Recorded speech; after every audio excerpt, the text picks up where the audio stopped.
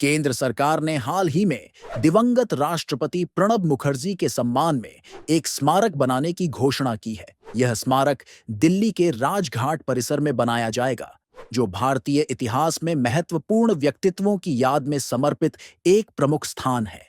प्रणब मुखर्जी की बेटी शर्मिष्ठा मुखर्जी ने सोशल मीडिया प्लेटफॉर्म एक्स पर केंद्रीय शहरी आवास मंत्रालय का पत्र शेयर कर यह जानकारी दी। प्रणब मुखर्जी, जिनका निधन 2020 में हुआ था, ने भारतीय राजनीति में लंबे समय तक योगदान दिया। उन्होंने अपने राजनीतिक जीवन में कई महत्वपूर्ण पदों पर कार्य किया और अंततः भारत के राष्ट्रपति के रूप में सेवा की। उनकी विरासत और योगदान को सम्मानित करने के लिए यह स्मारक न केवल उनकी यादों को संजोएगा, बल्कि भविष्य की पीढ़ियों के लिए प्रेरणा का स्रोत भी बनेगा।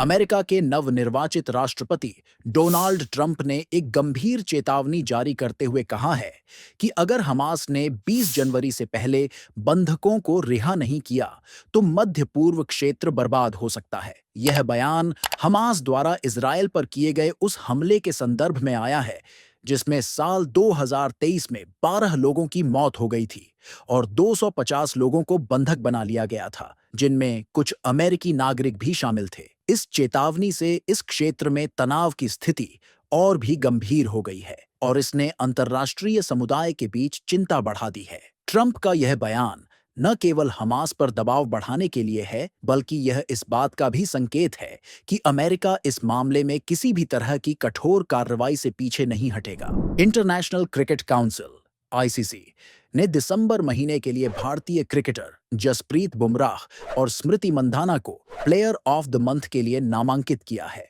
जसप्रीत बुमराह ने हाल ही में संपन्न हुई बॉर्डर गावस्कर ट्रॉफी 2024-25 में अपनी घातक गेंदबाजी से चर्चा बटोरी, जहां उन्होंने कुल 32 विकेट हासिल किए। इस प्रदर्शन के चलते उन्हें इस नामांकन के लिए चुना गया है।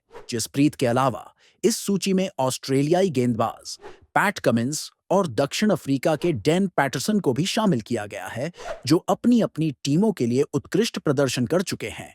महिला वर्ग में स्मृति मंधाना को भी नामांकित किया गया है, जिन्होंने अपने बल्लेबाजी कौशल से लगातार उत्कृष्ट प्रदर्शन किया है। ओपनआई के सीईओ सैम ऑल्टमैन के खिलाफ उनकी 30 वर्षीय बहन एन ऑल्टमैन ने गंभीर आरोप लगाया है। एन ने सैम पर 1997 से 2006 के दौरान लगभग 9 साल तक यौन शोषण करने का आरोप लगाते हुए मुकदमा दर्ज कराया है। उनका कहना है कि इस दौरान ओरल सेक्स भी शामिल था, जो कि उनके लिए अत्यंत पीड़ादायक रहा है। सैम ऑल्टमैन और उनकी मां ने हालांकि एन के इन आरोपों को बेबुनियाद और झूठा बताया है। इस मामले की गंभीरता को देखते हुए और संबंधित पक्षों की प्रतिक्रियाओं के मद्देनजर यह केस न केवल व्यक्तिगत बल्कि सामाजिक रूप से भी चर्चा का विषय बन गया है। अगर आपको इस खबर से जुड़ी और जानकारी चाहिए हो, तो हमारे YouTube चैनल को सब्सक्राइब करें, शेयर करें और बेल आइकन को प्रेस करें। धन्यवाद।